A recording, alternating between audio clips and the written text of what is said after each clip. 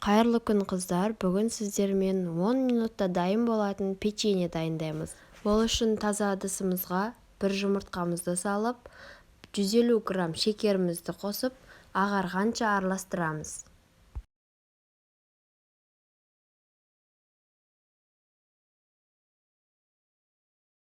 Дайын болған массамызға 100 грамм кукурузник крахмал қосамыз. Үлкен 2 ас қасықпен қоссаңыздар болады. 100 грамм сұйық майымызды қосамыз.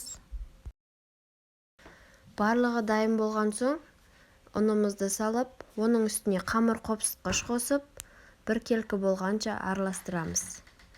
Және жұмсақ қамыр илейміз. Дайын болған қамырымыз видеоға түспей қалыпты.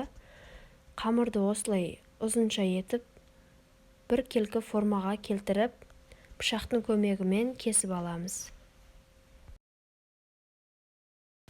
Қыздар, егер менің айтқаным сіздерге түсініксіз болса, описанияда жазба түрінде қалдырамын.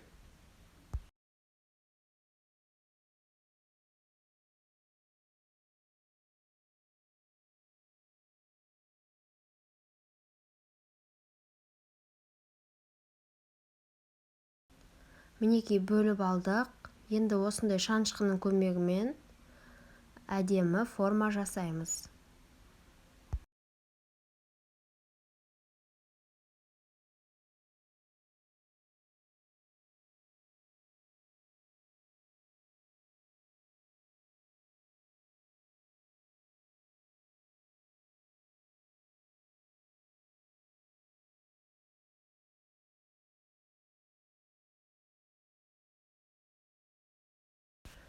Дайын болған печеньелерімізді орналастырып, үстіне жұмыртқамызды барлығына жағып шығамыз.